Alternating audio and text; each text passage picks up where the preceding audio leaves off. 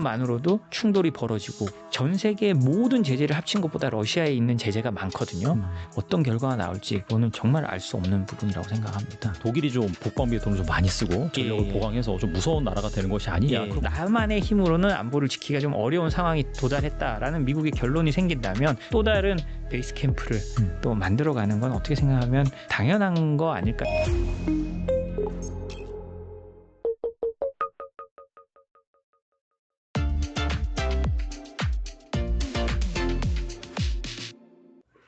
그리고 이 트럼프 대통령이 미국으로 들어오는 모든 반도체에 100%의 관세를 부과하겠다라고 이제 밝혔거든요.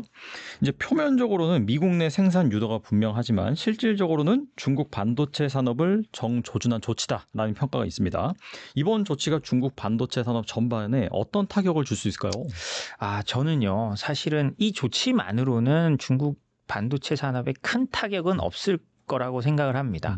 왜냐하면 물론 그런 기사들도 많이 나오고 있는데 저기 개인적인 생각입니다만 이미 제가 그래서 이렇게 기사를 좀 찾아보고 제가 통계를 좀 보니까 이미 2025년부터 중국은 미국에 대한 반도체 수출을 상당히 줄여놨고요. 그리고 실제로 저도 그런 생각을 했습니다만 글로벌 증권사 CLSA 있지 않습니까? 거기서 리포트를 냈는데요. 그걸 보면 중국이 큰 타격이 없을 거라고 하는 겁니다. SMIC 같은 경우는 2024년에요. 미국 향 매출이 한 12% 정도 됐고요. 화홍 반도체도 한 9% 정도 됐기 때문에 이것만으로 중국 반도체들이 크게 타격을 받지는 않을 거라는 거고요. 지금 실제로 미국이 이렇게 쪼오는데도 중국 반도체 회사들의 그 레거시 칩, 그러니까 좀 사양이 낮은 칩들의 수출은 점점 늘어나고 있거든요. 다른 나라들로. 그러니까 워낙 싸고 하니까 특히 동남아나 다른 데 들어가는 가전제품이나 이런 데 들어가는 게 자동차는 너무나 많잖아요. 그런데 싼 칩들이 많이 들어가고 있다는 겁니다. 그렇기 때문에 일단 중국이 어떤 레거시 칩을 가지고 어떤 생존의 바탕을 마련하는 데 있어서는 큰 문제는 없을 거다. 오히려 이제 수출 통제 이런 걸로 이제 최신 HBM이나 이런 걸 못 들어가게 하면서 그리고 반도체 장비나 이런 걸 못 들어가게 하면서 중국이 겪는 어려움이 더 크지 이런 반도체 관세만으로 중국이 크게 어려움을 겪지 않을 거다라는 게 그건 제 개인적인 생각이고요. 오히려 이렇게 해서 중국이 예를 들자면 여기서 또 다른 수출 통제 들어가고 반도체 장비 들어가고 수출 통제들이 강하게 들어가서 한 5년쯤 지나면 오히려 이런 부분들 때문에 단순히 레거시 반도체뿐만이 아니라 HBM이나 좀 품질이 높은 반도체들까지 중국의 추격 속도가 오히려 더 빨라질 수 있는 계기가 되지도 않을까, 될 수도 있다라고 생각을 하고요. 그리고 그렇게 예측하는 증권사 리포트들도 제가 또 찾아보니까 꽤 있던데 제가 전문가가 아니어서는 모르겠지만 톰과 제리의 그 미중 무역 전쟁을 보고 있으면 현재까지는 항상 초기에는 중국이 힘들었지만 결국은 따라잡는 모습을 AI나 반도체도 그렇고 보여왔잖아요. 저는 이 부분도 반도체 관세 100%란 것도 그 자체만으로 중국에 괴멸적인 타격을 주기도 조금 어렵지만 그리고 나중에 오히려 이게 혹시 중국이 더 따라올 수 있는 계기가 되지 않나라는 좀 우려를 갖고 있습니다. 현재 이 미국과 중국 양국은 1차 무역 합의 이후 가까스로 관세 유예 상태를 유지하고 있는 그런 상황입니다. 최근 트럼프 대통령이 중국에도 인도처럼 보복 관세를 부과할 수 있다라고 이제 인터뷰하면서 언급이 된 걸로 알고 있는데 트럼프 대통령의 발언이 이 중국을 겨냥한 전면적인 무역 전쟁 재개의 신호를 볼 수 있을까요? 어떻게 보세요? 저는 그거는 정말 트럼프 대통령이 중국을 견제해야 된다는 건 진심이라고 생각을 합니다. 진심이라고 생각을 하는데요. 그렇다고 트럼프 대통령이 자기 임기 중에 전 세계 시장까지 교란시키고 주가가 폭락할 만큼 커다란 중국에 대한 어떤 보복 조치를 할 거냐라는 데 대해서는 약간 의문을 가지고 있습니다. 실제로 이런 반도체나 러시아에 대해 수입하는 게 아니고요. 사실 러시아 전쟁이나 이런 거에 대해서 미국이 정말 의지를 가지고 해야 했다면 이란이나 러시아의 제재 후에 북한의 제재 후에의 핵심 창구가 어디입니까? 결국 모든 게 돈으로 움직이기 때문에 중국 은행들이거든요. 그럼 그 은행들을 과거에 제재를 했었어야 됩니다. 근데 끝까지 안 했거든요. 왜냐? 그건 정말 전쟁이거든요. 그리고 그 중국 공상은행이나 농업은행이나 건설은행이나 이런 데를 제재를 하면 전 세계적으로도 규모가 어마어마한 대형 은행들이잖아요. 그러니까 그걸 겁내서 지금까지 미국이 못 해왔고 오히려 관세는 그보다 약간 낮은 등급의 제재라고 할 수 있거든요. 그렇기 때문에 어느 정도 뭐 이렇게 보여주고 뭐 조금 올리고 할 수 있지만 그게 어떤 판을 깨거나 정말 무역 전쟁의 그 긴장감을 최고도로 올리고 시장을 완전히까지는 잘 모르겠지만 무너지게 할 수 있을 정도의 어떤 충돌을 하느냐라고 봤을 때 저는 그럴 가능성은 아직은 좀 낮은 게 아닌가라고 생각합니다. 지금까지 트럼프 대통령을 봤을 때요. 한번 물론 뭐 트럼프 대통령이 미중 무역 전쟁을 하면서 1기 때도 그렇고 한 20% 정도 주가가 떨어졌고 요번에도 한 4월 달에 꽤 많이 떨어졌잖아요. 네, 네. 그런 다음에 트럼프 대통령은 또 중간에 합의를 해서 다시 올리고 란 걸 봤을 때 만약에 진짜 그 정도 된다면 그냥 20%보다 더 떨어지겠죠. 더 떨어지겠죠. 근데 그 정도의 어떤 걸 할까는 저는 조금 의문입니다. 그리고 이제 뭐 점차 중간 선거가 다가오고 있으니까 그러니까요. 그 예. 전에 뭔가 하려면 했었어야 되는데 그렇죠. 지금도 뭔가 이렇게 타이밍이 좀 늦지 않았나 그런 생각이 들기도 하네요, 사실. 실제로 트럼프 대통령이 늘 말하는 게요. 이제 벌써 사람들 다 까먹었어요. 옛날에 베네수엘라의 트럼프 대통령이 3월인가 4월인가 제재를 하면서요. 야, 베네수엘라 원유 수입하면 내가 25% 관세 더 때릴 거야. 라고 그때도 했습니다. 그러면 수입하는 나라들 그렇게 조심해. 베네수엘라 원유 제일 많이 수입한 나라 어디야? 중국. 중국 조심해. 그때도 그랬거든요. 그래서 베네수엘라 원유 수입하는 나라한테 2차 관세 부과했나요? 전혀 안 하고요. 진짜 웃긴 걸 말씀드리면요. 그때 그래서 미국이 베네수엘라산 원유 수입을 끊었어요. 마두로 정권에 타격을 가한다고요. 지금요. 베네수엘라 원유 수입 다시 하겠다고 나왔어요. 왜 미국이 그러느냐? 우리가 이렇게 해놓고 2차 관세 때린다고 협박까지 했는데 그 원유 다 중국이 사가더라. 이거 중국만 좋은 일 했네? 그래서 다시 우리가 살게. 지금 이렇게 돼가지고 쉐브론에 원유 이제 라이선스 면허라고 하죠. 그 베네수엘라산 원유를 다시 수입할 수 있는 면허를 다시 부여한다는 기사까지 나왔습니다. 그러니까 쉐브론은 그러면 우리는 니들이 면허 허가만 해주면 이달 안으로 바로 수입 가능해. 라고까지 발표를 했어요. 그런 걸 봤을 때 트럼프 대통령이 그러니까 어떤 2차 관세나 이런 거를 뭐 강하게 한다고 했지만 현실적으로 지금까지 보면 뭐 이제 트럼프 대통령이 가장 싫어하는 말 타코라고 있잖아요. 겁쟁이라고. 그러니까 트럼프 always chicken out이죠.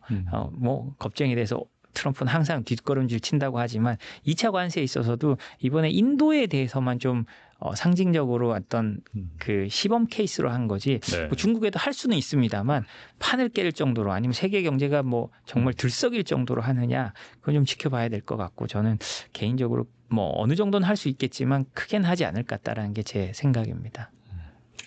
이번에 보니까 이 미국과 중국의 통상 갈등이 이어지는 가운데 최근 EU가 이 중국과 대면 정상회담을 열고 무역 협력 재개 움직임을 보이고 있습니다.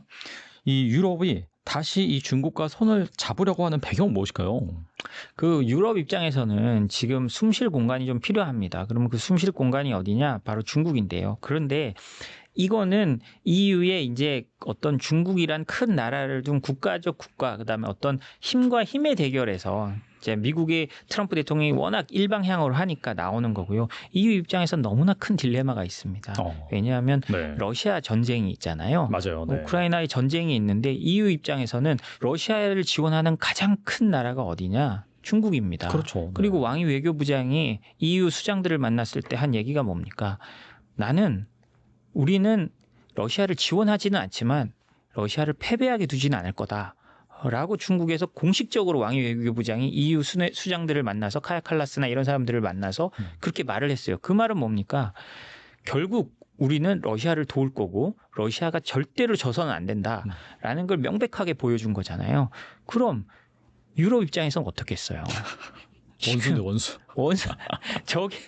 저게 가장 친한 친구를 자신들의 우군으로 삼기까지는 어려운 겁니다. 그래서 미국의 압박에 대한 어떤 숨통을 트이는 정도까지는 중국을 활용할 수 있고 중국을 완벽하게 적으로 돌리지는 않겠다고 생각을 할 수는 있겠지만 그렇다고 중국과 친하게 지낸다? 지금 현재 입장에서는 EU에서는 쉽지 않은 거고요. 만약에 우크라이나와 러시아가 휴전을 하더라도 폴란드나 이런 데서는 2027년 되면 러시아랑 전쟁이 붙을 거라고 하고 맞아요. 지금 네. 계속 북유럽 국가들이나 러시아랑 하고 있는 그 국경을 맞대고 있는 나라들은 중국을 우리가 정식으로 제재하자라고 하고 있는 상황에서 EU가 중국과 완벽한 관계 개선을 한다든지 뭐 이렇게 밀착하는 모습을 보여주기는 뭐 쉽지 않을 거라고 저는 생각을 합니다. EU가 공동체이긴 한데 이게 여러 나라들의 어떻게 본다면 연합체이기 때문에 각 나라마다 처한 상황에 따라서 입장이 또 다를 수도 있고 그래서 뭐 그렇죠. 중국과 친하게 지내고 싶은 나라도 있을 수 있겠지만은 앞서 말씀하신 것처럼 뭐 중국을 제재를 해야 된다 강력하게 그렇게 그렇죠. 주장하는 나라도 있기 때문에 뭐 사실 이런 기사가 나왔다 하더라도 이게 실질적으로 정말 EU가 이 중국과 손을 뭐 대대적으로 잡는다라고 보는 가능성은 좀 낮겠네요 사실. 그렇죠. 그리고 이번에 EU와 중국이 그 정상회담을 할 때 원래 이틀이었거든요. 근데 하루만 했어요. 하루만 했거든요. 네네. 뭐 시진핑이 좀 그 EU가 중국 은행을 제재했어요. 오히려 EU. 미국보다 더 세게 한 거네요. 예, 그러면. 그거 뭐 근데 뭐 소형 은행입니다만 아. 러시아를 도왔다라는 음. 이유로 중국 은행 소형 은행을 하나 제재하고 그거를 은행은 정말 민감하기 때문에 미국 왕이 외교부장이 EU에 그걸 제재하지 말아라라고 5번인가를 얘기를 했대요. 그렇지만 EU가 이번에 한 거거든요. 그렇게 하면서 이번에 시진핑 만나고 이런 게 원래 이틀이었는데 하루만으로 줄어든 거고, 그러니까 서로 굉장히 좀 어떻게 생각하면 냉랭한 관계에서 뭐 아직은 벗어나지 못하고 있고 앞으로도 상당 기간은 쉽지 않을 것 같다라는 생각입니다. 그래서 사실 뭐 그렇게 하면서 대신 뭐 EU는 제재를 한 다음에 워낙 중국이 그러고 하니까 눈치를 보는 것 같은데 좀 이런 거 보면 EU도 아직 좀 제 생각엔 좀 정신을 덜 차린 것 같은 게 그렇게 은행을 제재하면서 6개월 후에 다시 평가해가지고 안 하면 다시 풀어줄게 이런 식으로 지금 제재를 한 거예요. 그러니까 어정쩡한 거죠. 눈앞에 적을 두고도 결기를 보여주지 못하는 게 EU라는 게 여기서 드러나잖아요. 그래서 이 EU의 어떤 정치적 한계, 그다음에 뭐 나토가 굉장히 강한 것 같지만 이 나토의 어떤 안보적 한계도 그런 데서 또 드러나는 것 같습니다. 근데 어떻게 본다면 트럼프 입장에서는 뭐 손 안 대고 코 푸는 그런 격이다라고 볼 수 있겠네요. 중국이랑 그 EU랑 사이가 안 좋아지거나 뭐 그런 식으로 되면. 그렇죠. 그러니까 지금 뭐 우크라이나 전쟁이 되고 있는 이상은 뭐 EU는 중국에 다가가고 싶어도 다가가기 힘든 그런 상황이고요. 물론 어느 정도 뭐 해빙을 가질 수 있고 그 우크라이나 전쟁 이후를 생각하면서 서로 이제 그 디딤돌을 놓아가는 어느 정도 가능성은 있을 수 있지만 뭐 완벽한 관계 개선, 본격적인 관계 개선까지는 아직 좀 먼 길이다라고 생각은 듭니다. 그리고 뭐 트럼프 대통령이 푸틴 대통령과 정상회담 가능성을 공식적으로 언급하면서 이제 3년 넘게 이어진 러우 전쟁의 전환점을 맞을 수 있는 것이 아니냐 그런 관측이 나오고 있는데 어떻게 보세요? 이 정상회담 정말 러우 전쟁이 휴전으로 갈 수 있는 그런 비밀을 제공할까요? 저는 정말 그랬으면 좋겠습니다. 정말 그랬으면 좋겠는데 해외 언론에서는 이걸 뭐 과거 2차 대전을 했던 얄타 회담처럼 강대국들이 모여 어떤 우크라이나의 운명을 결정하는 그런 것처럼 생각을 하는데 저는 오히려 조금 우리 1953년에 한국의 정전협정과 더 비슷하지 않나라고 생각을 합니다. 왜냐하면 우크라이나는 뭐 내부적으로나 어떤 그 젤렌스키의 정치적으로나 왜냐하면 그 전선을 지키면서 숨진 수많은 사람들이 있고 그 가족들이 있잖아요. 아주 강력하게 우리 영토를 다 뺏어 와야 된다는 사람도 있고 할 텐데 그런 사람들 사이에서 우크라이나는 내가 이 휴전을 해야 돼 말아야 돼 정치적으로 결정하기 굉장히 어려울 수 있습니다. 차라리 미국이 던져주고 미국이 하면 잘했다 못했다 미국에 화내고 저 사람 때문에 그렇다고 하고 전쟁을 여기서 하는 게 정치적 부담을 오히려 좀 줄일 수 있는 그런 면도 있거든요. 그렇기 때문에 우리가 6.25 때 그랬잖아요. 우리 대한민국이 정전협정의 당사자가 아니지 않습니까? 네네. 그렇기 때문에 약간 그런 형식으로 흘러갈 가능성은 크다라고 생각하는데 그러면 여기서 중요한 게 그러면 바로 전쟁이 끊어질 거냐라고 생각했을 때 이건 정말 전혀 모르겠습니다. 이거는 뭐 어떤 두 지도자 간에 특히 뭐 우크라이나의 생각을 뺀 두 지도자 간에 그냥 어떤 담판에 의해서 이루어질 가능성이 높기 때문에 그럴 가능성도 있지만 현실적으로 제가 6.25 때와 같다는 거는 우리 6.25도 정전협정을 맺는 데까지 협상이 한 2년 넘게 걸렸어요. 그리고 그 사이에 우리가 이승만 대통령이 거기를 반대하면서 뭐 방공포로 막 석방해버리고 해서 막 그런 우여곡절이 많았잖아요. 저는 뭐 개인적으로는 그럴 가능성이 높다고 생각을 합니다. 이게 뭐 말이 그렇지 한꺼번에 딱 스탑시킨다고 바로 스탑할 수 있는 게 또 아니고요. 또 이렇게 전선에서 일어난 어떤 국지적인 어떤 문제 때문에 그게 다시 가열돼 가지고 또 다시 붙을 수도 있는 거고. 그리고 지금 뭐 젤렌스키 대통령은 이런 상황에서도 불구하고 겨울 전쟁 준비를 하기 위한 준비에 이미 우크라이나는 들어갔다고 발표를 하고요. 그러니까 본인들이 보기에도 쉽지는 않고 그리고 여기서 방심하다가는 오히려 더 큰일 날 수 있는 거죠. 이제 그런 부분들을 다 준비하고 있기 때문에 저는 협상이 중요한 시작이 되고 충돌이 조금 완화되는 상황이 오면 가장 좋고요. 가장 좋은 거고 그렇지만 생각보다는 전쟁이 끝나는 데는 좀 더 시간이 걸릴 가능성이 있지 않을까라고 생각을 합니다. 그리고 이 도널드 투스크 폴란드 총리가 2027년에 나토 회원국과 러시아 사이의 대규모 무력 충돌을 발생 가능성을 언급했습니다. 언론에 따르면 이미 핀란드와 발트 3국, 폴란드 같은 나토 5개의 회원국이 러시아의 국경지대에 군비를 대폭 확충하고 지뢰를 매설할 계획이다라고 밝혔고 러시아 역시 나토와의 분쟁 가능성이 최신 무기를 비축하고 있다고 합니다. 실제 이 분쟁으로 치달을 가능성이 있을까요? 어떻게 보세요?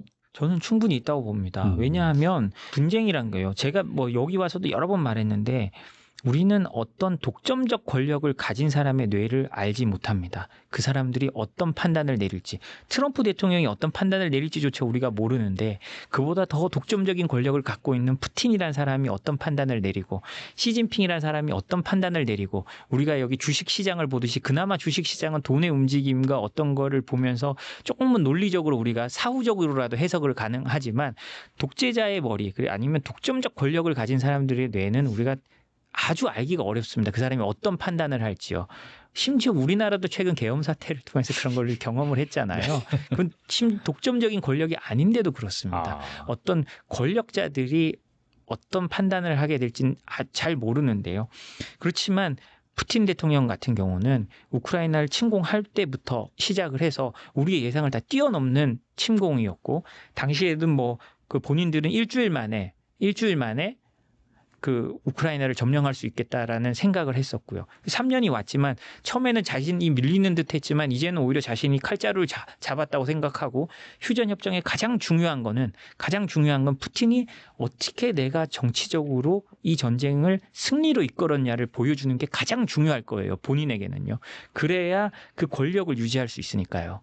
그렇기 때문에 그런 권력을 그리고 그걸 통해서 더 공고화된 권력을 누군가가 갖게 된다면 그 사람이 나중에 어떤 판단을 하게 될까? 저는 예상하기가 쉽지 않다고 생각을 하거든요. 그리고 아주 사소한 충돌, 한번 겁 좀 줘볼까? 라는 것만으로도 충돌이 벌어지고 그로 인해서 뭐 이게 확전일지는 모르겠습니다만 어떤 그 충돌 자체가 벌어지는 거에 대해서는 충분히 가능한 얘기라고 생각합니다. 왜냐하면 지금 러시아는 전 세계의 모든 제재를 합친 것보다 러시아에 있는 제재가 많거든요. 그리고 러시아의 고등경제대학이라고 러시아의 명문대가 있는데요. 그 대학은 러시아가 개방하면서 우리도 자본주의를 알아야 된다라고 해서 경제를 알기 위해서 만들어진 대학입니다. 이 대학에서 최근 개설한 과정이요. 제재 회피 석사 과정을 만들었어요. 이 사람들이 우리에 대한 제재는 이란에 대한 제재가 40년 간 것처럼 우리에 대한 제재도 40년 갈 수 있다라는 걸 베이스에 깔고 어떻게 하면 우리가 우리 경제를 유지할까를 연구하는 거예요. 이거는 러시아가 그런 식으로 변해가고 있다는 거고 앞으로 세상이 쉽게 그렇게 돌아가지 않는다는 겁니다. 러시아가 점점 세상과 멀어지면 멀어지고 독자적인 시스템과 독자적인 공급망을 갖출수록 어떤 충돌이 있을 때 자신들이 버티고 수 있는 힘이 있다고 생각을 할 거 아니에요. 서방과 충돌해도 뭐 핵무기만 안 쓰는 이상은 크게 밀릴 리가 없잖아요. 그렇기 때문에 그런 상황들을 어떤 우리가 생각하는 어떤 스트롱맨이라는 정치인들이 생각을 했을 때 어떤 결과가 나올지 그거는 정말 알 수 없는 부분이라고 생각합니다. 근데 아무튼 간에 그 미국에서 이 나토국을 대상으로 해서 2035년까지 국방비 GDP 5%까지 늘려라 그렇게 압박을 하고 있고 아무튼 간에 이 러우 전쟁과 이 미국의 마가 정책이 결과적으로는 이 독일의 재무장의 빌미를 제공했다라는 평가가 있습니다. 사실 뭐 독일은 1, 2차 세계대전 전범 국가여가지고 네. 사실상 이제 군사를 늘린다든지 아무튼 그런 전력을 보강하는 그런 자체를 아예 신경 안 썼잖아요. 근데 지금 상황이 이렇게 돌아가다 보니까 다시 이제 독일이 좀 뭐 국방비에 돈을 좀 많이 쓰고 전력을 보강해서 좀 무서운 나라가 되는 것이 아니냐 그런 우려도 있는 것 같은데 이거 어떻게 보세요?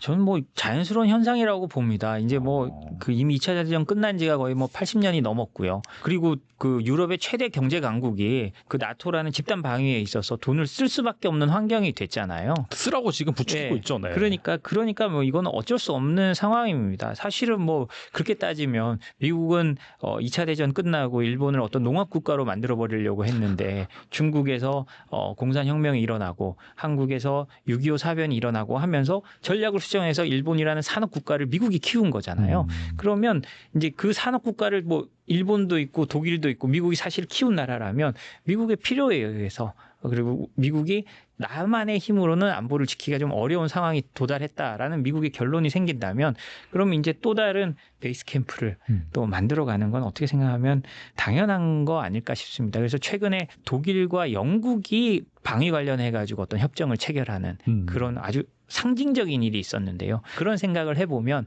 이제는 이제 우리가 2차 대전 이후의 세계 질서 그러니까 유엔으로 대표되는 이 세계 질서가 이제 트럼프 대통령 이후에 어떤 다시 열강 체제로 분화되고 그 아래에서 이제 다시 독일이나 어떻게 생각하면 이제 좀 앞으로 좀 시간이 지나면 일본도 그런 식으로 갈 수밖에 없는 세계적 환경이 만들어지고 있지 않은가라고 생각하고 이런 걸 보면서 우리가 정말 경각심을 가져야 되죠. 우리는 어떻게 살아남을 것인가. 단순히 우리 아이들의 그다음에 젊은이들의 국방 근무 기간을 얼마 할 것인가 이런 게 아니고 우리가 이렇게 변화하는 세상 속에서 한국이 어떻게 살아남아야 되고 우리의 안보를 어떻게 지켜야 하는가에 대한 국가 전체적인 진지한 고민이 그런 걸 보면서 우리가 이제 가져야 될 때가 된 거죠.